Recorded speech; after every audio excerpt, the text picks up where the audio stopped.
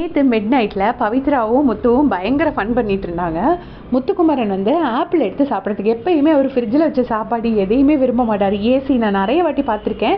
ஃப்ரிட்ஜில் இருந்து வச்சு சாப்பிட வேண்டானே, சீக்கிரமே முடிச்சிருவோம் அப்படின்லாம் சொல்லுவார்.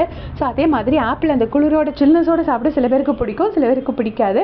அதனால இவர் ஆப்பிள் எடுத்து வெளியே வச்சிருப்பார் போல இருக்கு. அதை வந்துட்டு பவித்ரா வந்து ரொம்ப சுத்தமாக இருப்பாங்க. அதை நம்ம பார்த்துருப்போம், லைவ் பார்க்குறவங்களுக்கு தெரியும். எல்லாத்தையுமே க்ளீன் பண்ணிகிட்டே இருப்பாங்க. ஸோ அதில் எறும்பு ஊறி இருக்குன்னு சொல்லி பவித்ரா உள்ள தூக்கி வச்சிருக்காங்க. சரின்னு சொல்லி திரும்பவும் முத்துக்குமரன் வந்து வெளியே வச்சிருக்கிறாரு. திரும்ப பவித்ரா இப்படி 3 வாட்டி நடந்திருக்கு, மாறி மாறி வச்சது. அதுக்கு வந்துட்டு முத்து பவித்ராவை கிண்டல் பண்ணுறாரு, பவித்ரா முத்துவை கிண்டல் பண்ணுறாங்க. எந்த முட்டாள் இப்படி வந்து வெளியில் வச்சது அப்படிங்கிற மாதிரி இவர் சொல்கிறாரு.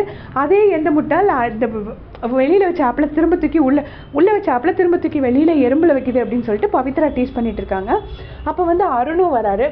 அருண் வந்துட்டு போகிற போக்கில் சைட் கேப்பில் வந்துட்டு ரயனை டிடிஎஃப் அப்படின்னு கூப்பிடுறாரு. உண்மையிலே அருண் இந்த ஃபன் சைடு காமிச்சிருந்தானா கண்டிப்பாக ஒரு டாப் 3ல வந்திருப்பார். ஸ்டார்டிங்கில் இருந்தே அவர் அந்த ஃபன் சைடை காமிக்காமலே விட்டுட்டாரு.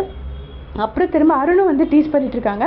விட்டால் பவித்ரா கண்டஸ்டன்ஸே தூக்கி உள்ளே வச்சுருவாங்க அப்படின்னு சொல்லிட்டு.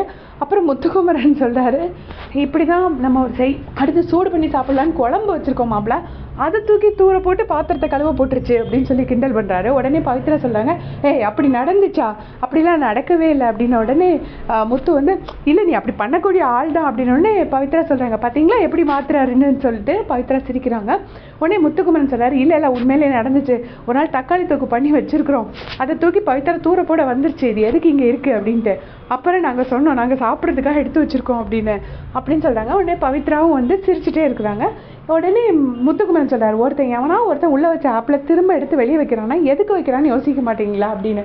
அப்போ பவித்ரா சொல்கிறாங்க, சரி வெளியில் எறும்பில் வச்சுருக்கமே, அதுக்கு எறும்பில் இருக்குது, அதனால தான் உள்ளே வச்சுருக்கேன்னு நீங்கள் யோசிக்க மாட்டீங்களான்னு கேட்குறாங்க. அப்படியே ஒரு ஃபன் கான்வர்சேஷன் போகுது. இப்படியே ஃபன்னாக இருந்தால் நல்லாயிருக்கும். பட் எக்ஸ் கண்டஸ்டன்ஸ் வரனால நாளையிலேருந்து சண்டைக்கு பஞ்சமே இருக்காதுன்னு நினைக்கிறேன். உங்களோட கமெண்ட் சொல்லுங்கள். தேங்க்ஸ் ஃபார் வாட்சிங்.